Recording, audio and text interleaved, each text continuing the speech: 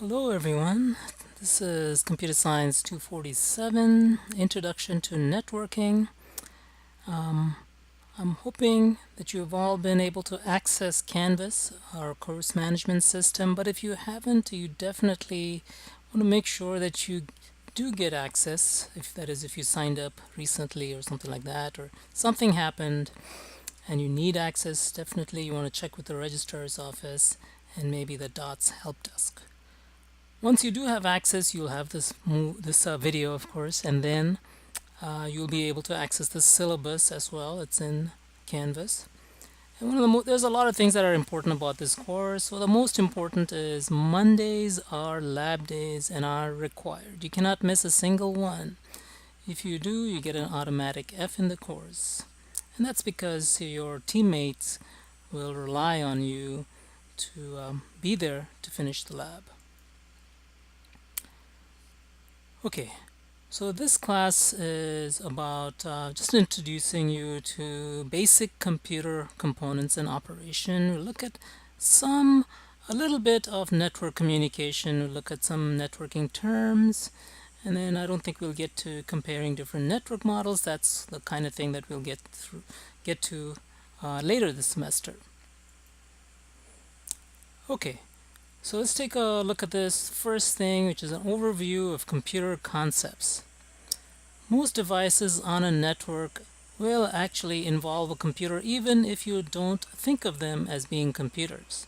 So the obvious devices that will be on a network would be workstations and servers running operating systems like Windows, Linux, Unix, and Mac OS. But there's also networking devices in addition to things like handheld devices like mobile phones and tablets and laptops, things like that. So besides all of those things that we think of as computers, maybe we don't think of phones as computers, but they are. It turns out the networking devices like routers and switches, which we will become familiar with during this semester, they are actually just specialized computers. And all they do is move data around between points on a network. And so this is what this course is really about, is how do we move how do we move things like data around on a network. Okay, so the basic idea of computer hardware, be it a cell phone or a tablet or a desktop computer or a server or a router or a switch, things like that, is that you have a processing device, which is you think of as the computer, and then you have input devices sending input from the outside world or somewhere else, maybe another computer, into the processing device, and then that processing device gets output, and that's sent to output devices using usually electrical signals is what these are. So what are the components of a computer? There are three main components, that is input. So for example, if you have a regular keyboard and you press the letter A, that results in sending an electrical pulse or a series of pulses which has code representing the letter A to the computer. So eventually, that's pretty complicated, but eventually it makes it to the CPU, or the central processing unit, and that's the processing part. And what it does is it gets this electrical signal and it looks up the signal or the sequence of, it turns out, bits, and we'll talk about what bits are in just a bit. And it'll turn out to represent the letter A.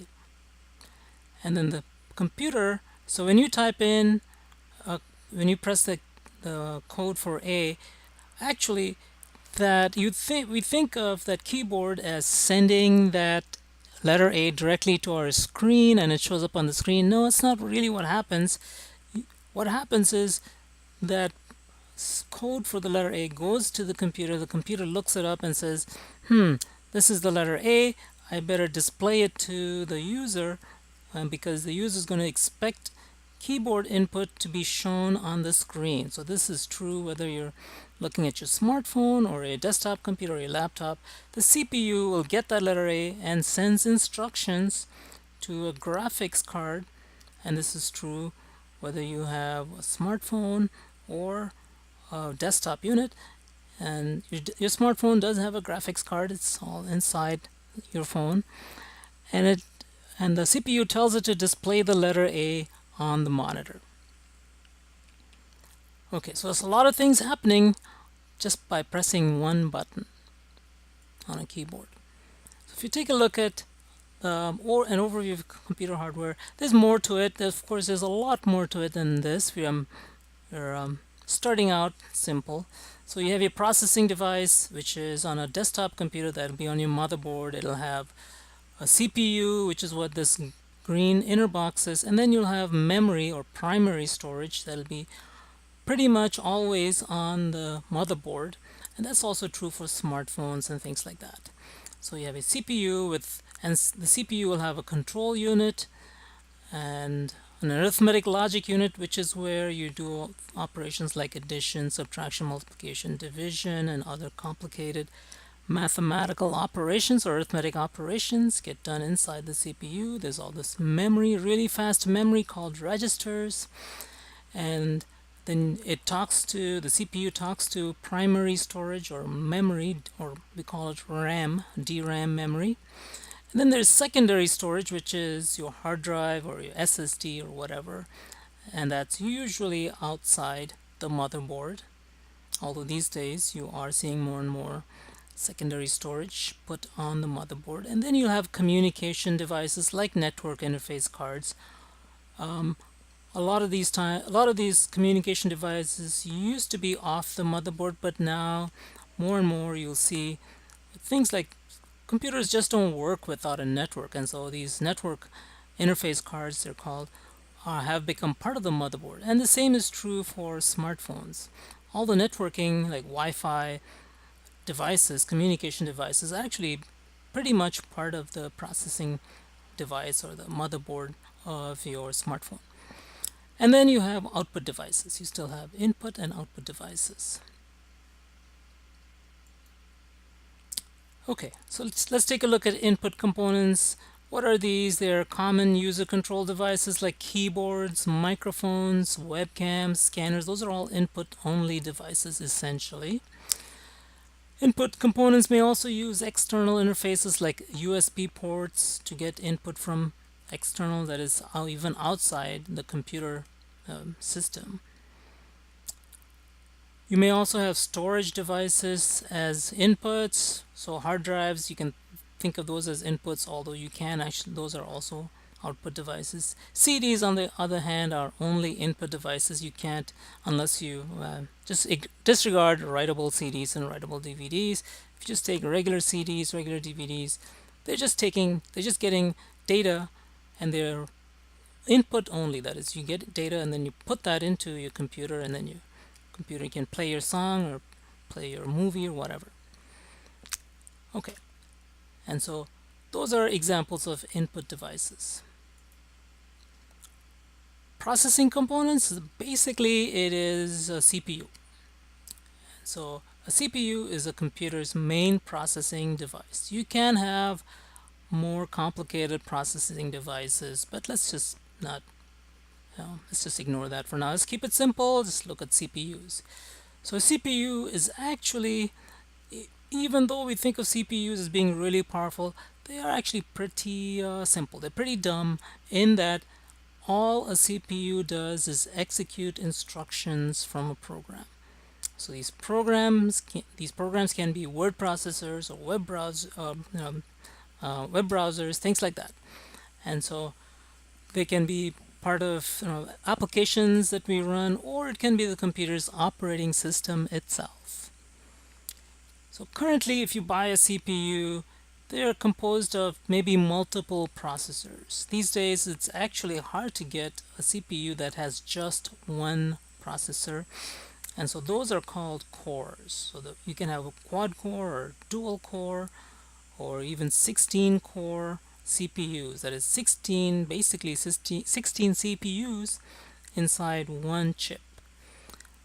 And so these are in general multi-core CPUs. It's like having two brains. It enables a computer to carry out multiple instructions at the same time, which wasn't possible before. And so as a result, you're able to do more, and so it has better overall performance than just having a single core. Okay, and then the third part is output components. So these are things like monitors, and if you disregard things like touch monitors, well, touch monitors get input too, but most monitors, if you disregard like touch inputs or capacitive inputs like you have on your phones, monitors and printers would be basically considered output devices. Also things like storage devices like hard drives, those are output too, because you write from the computer to these devices. Network cards can be output devices. They can also get input. Things like speakers are probably output only, unless those speakers come with a microphone, and then sometimes they do. Output components may use an external interface like a thumb drive on a USB port, allowing reading, like that's input, and writing, that's output, to files. So these days, a lot of devices are both input and output, but if you think of the basic idea, there's input devices, output devices, and there's also in combination input and output devices, and they may be separated from this structure by an external interface like USB. Okay, so let's take a look at storage components. Most storage components are both input and output devices, as we talked about before. Like hard drives, you can read from them, you can write to them. USB flash drives, same thing. There's two kinds of storage. There's actually a lot more, but let's just say there's two. And so the main ones are short-term or primary storage and long-term or secondary storage. So primary storage is your, almost all cases, it's your DRAM, or sometimes you also see static RAM. And then secondary storage, you can think of those as your hard drives, or these days more likely to be SSDs or flash drives, things like that. Okay, random access memory or RAM, that is short-term or primary storage. So some of the characteristics of this: you need power for RAM to work. When power to the computer is turned off, then the contents of RAM are basically gone. And so therefore RAM is called volatile. You'll see this term a lot, volatile memory, which means that it could be gone just by turning the power off. That's meant for short-term storage. The amount of RAM in a computer is crucial to the computer's capability. That is, the more RAM you have, typically the better your system will perform. Usually that has been in the past, that has been like a crucial resource that has been in short supply. Although these days, if you have a system with maybe 4 gigabytes or 8 gigabytes or maybe even more, I know people have really nice computers these days, then you don't need to increase it. Chances are you'll never use up all of that memory. RAM is also referred to as working storage, and if there's not enough RAM to run a program, the computer will start using the disk, and that's called virtual memory. And this is, you use the disk to pretend like you have more memory than you really do, but this no longer really happens. It used to happen all the time, but this is no longer true. Why? Because the price of RAM has gone down quite a bit, and these days we are able to afford systems with massive amounts of RAM. Okay. On the other hand, so there's short-term storage like we just talked about, and long-term storage. Long-term storage is more persistent, so it maintains its data even when there's no power. You turn off the power, your hard drives, your SSD drives, your CDs, DVDs, USB flash drives, they still have all of the memory that you wrote to them. And so long-term storage is used to store documents and multimedia files, applications, and operating systems. And so the amount of storage a computer needs depends on the type and quantity of the files to be stored. So if you have a lot of data to store, then you'll need a lot of long-term storage. Okay, so let's take a look at what form this data takes. So data in just about every computer is stored in bits.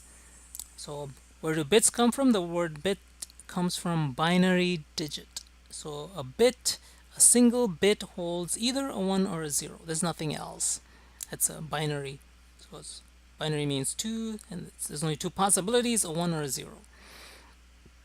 If you look at the electrical signals that are used, it could be a pulse of 5 volts as opposed to 0 volts.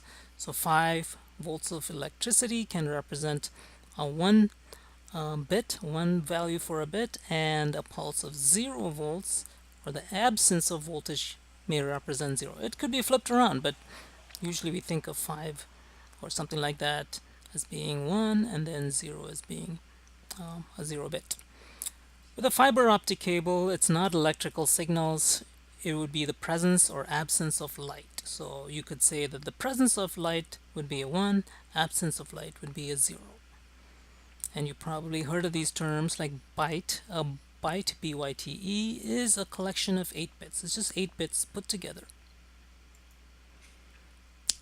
Okay, so let's take a look at binary numbers. With decimal numbers, let's say like 51, we have to, if you want to represent this using binary numbers, it would look like this: 110011. So that would be 51, it turns out. So how do we get this? So if you take 0, that would be binary all zeros. If you take decimal 1, that is, let's say if we have 4 bits, that's 0, 0, 0, and 1.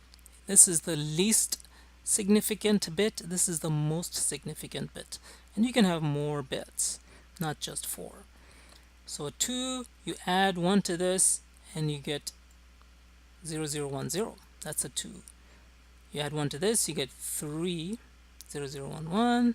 Add 1 to this, and you get 0, 1, 0, 0. I'm hoping you've seen this, but if you haven't, just let me know, and I will go into this in a lot more detail. We actually will be using quite a bit of binary numbers. So, either see me or talk to the other people in class. Some of them have already seen all of this, and so I'm going to go through it a little bit quickly, but I'm guessing you'll pick up as we go along. So add 1 to this, you get 0, 1, 0, 1. Add 1 to that, you get 6, 0, 1, 1, 0. Add 1 to this, you get 7. So these are things that you'll see a lot of, and so pretty soon I think you will be able to just see 3 ones and say, oh yeah, that's a 7. Add 1 to this, 1 and 1 give you 0. You get a carry of 1, you get 1 and 1, you get another 0, and you carry 1 again, and 1 and 1 gives you 0. You carry 1 again, and you get 1 over here in the most significant bit, giving you 1, 0, 0, 0. Now you get the same thing all over again. You add 1 to the 7, you get 8. You add 1 to the 8, you get 9. And that's a 10, 11, 12, and so on. You're just adding ones, just like you did before. You finally get to all ones. You add 1 to this, and of course you get a whole bunch of carries, and then finally you get a 1 now in the sort of the 5th position. So that is 16. Okay, so make sure this makes sense. If not, definitely slow down and look at the notes. Look at the chapter. First chapter has actually a bunch of things in there about binary numbers, or ask me or other students in class. Okay, so take a look at this. You might want to pause the video and read this joke. It's like a standard joke about what binary numbers are. Person's telling his or her mom that how many sit-ups they did, and he says he did 4, and then she says 4 isn't 100, because he was supposed to do 100 sit-ups, and then he says, allow me to explain the concept of binary numbers. And so what the joke is about is that if you have a 100 in decimal, it means one thing, but in binary it means something else. That is 1 raised to the power 2 to the power 1 times 2 to the power 2 plus 0 times 2 to the power 1 and 0 times 2 to the power 0. So it's it's like a hard way to look at things, but this is actually what we do with decimal numbers all the time. Like, we do this in our minds very quickly. We're just not used to maybe doing it with binary numbers, but it's the same thing as what we do. Like the number 100, is 1 times 10 to the power 1 plus 0 times 10 to, wait, 1 times 10 to the power 2 plus 0 times 10 to the power 1 plus 0 times 10 to the power 0. Okay, so that's what, when we see the decimal number 100, that's what we instantly, in our minds, we translate that. And it's actually the same thing in binary, same idea, but different exponent, or sorry, different radices. So here we use things raised to the power of 2 instead of 10 for decimal.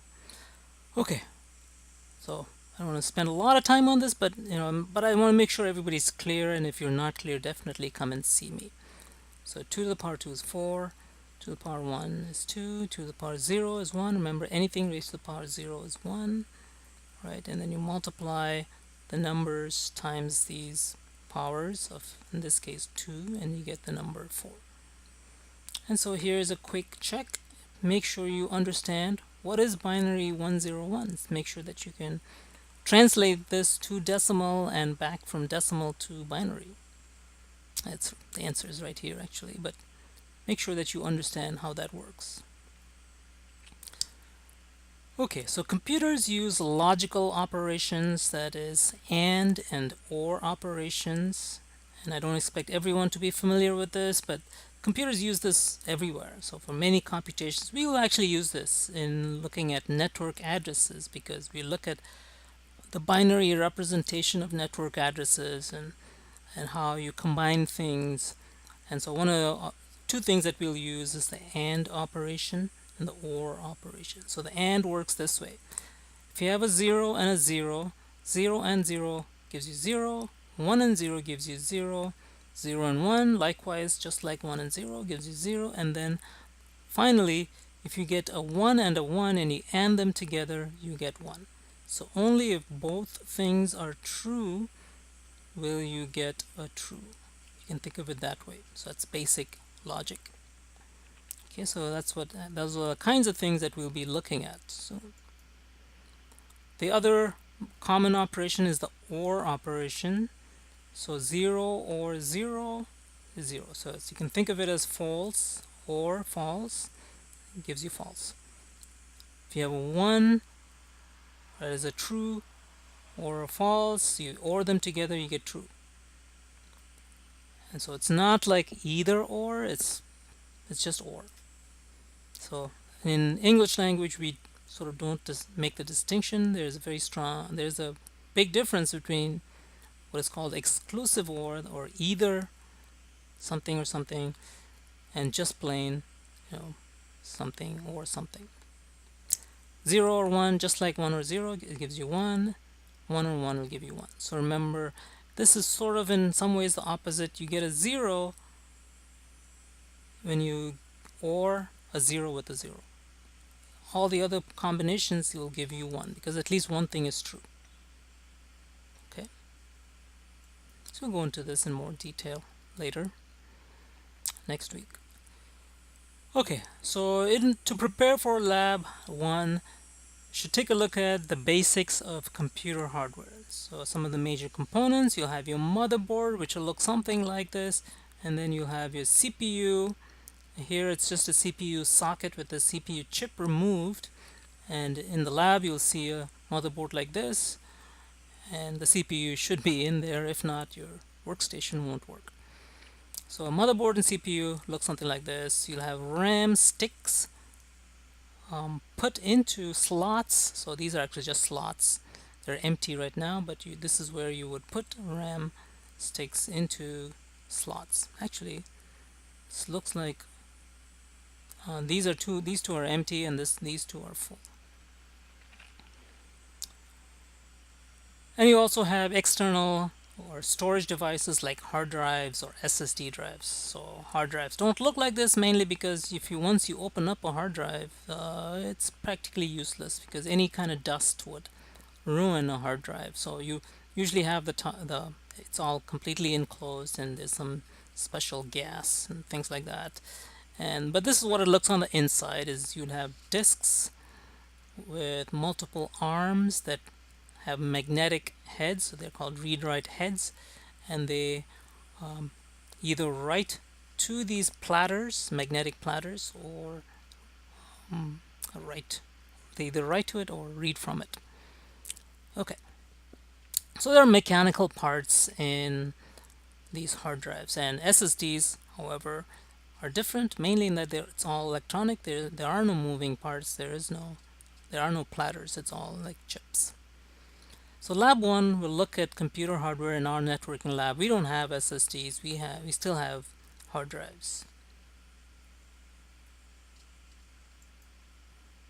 And then finally, network components. So this is really important. The one term that you want to get used to seeing is network interface card.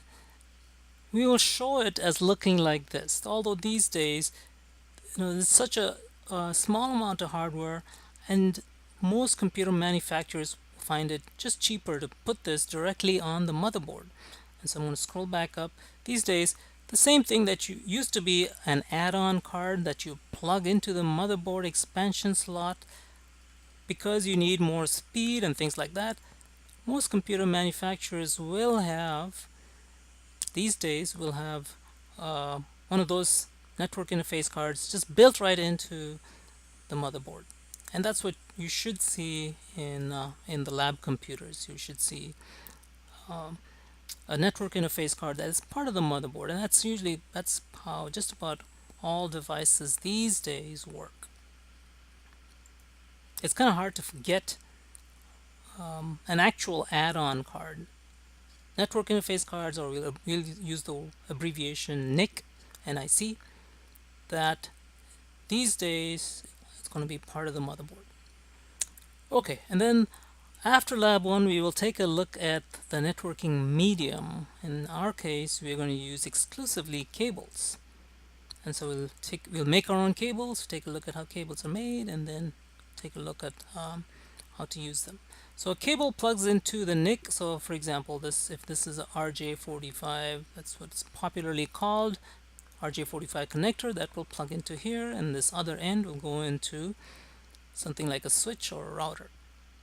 So a cable plugs into the NIC, NIC, network interface card, makes the connection between the computer and the rest of the network.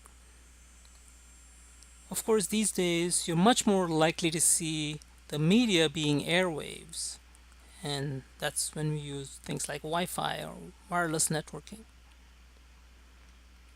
Okay, and then you have interconnecting or network devices. These are things that connect computers without a direct connection between two computers, for example. So if you want to connect this computer to this computer, these days this is how things work. This is just how we do things. If you found it to be very efficient to have a cable, instead of going directly from here to here, it's much better to go from the computer to a central switch, or central, at least partly central, and then have a connection from here to all the nearby computers. It turns out to be a lot better way to do things. Of course, if you have Wi-Fi, you actually have the same kind of what is called topology. So if you have your smartphone, you usually have an access point, and if you're sitting in lab, first of all, you shouldn't be using phones in the lab, except for maybe on lab days. If you're sitting through lecture, you shouldn't have your phones out. But if you're trying to text to someone, let's say your neighbor who's sitting right next to you, and there's no reason to use the phone, first of all, you could just talk to them. But if you do, it's not like it's going directly from your phone, let's say, to your neighbor's phone. It's actually going from your phone to the access point, which is somewhere close to you, and then it actually goes all the way to the telephone company, and then comes back and goes into your neighbor's text box. And first of all, you shouldn't be texting right now, so quit it. Alright, so we'll get into more details about all of these things in the lab, and also next week we'll talk more detail about networking. So start reading about the lab. Make sure you're ready for this Monday's first lab. Come prepared, and then we will work on the lab.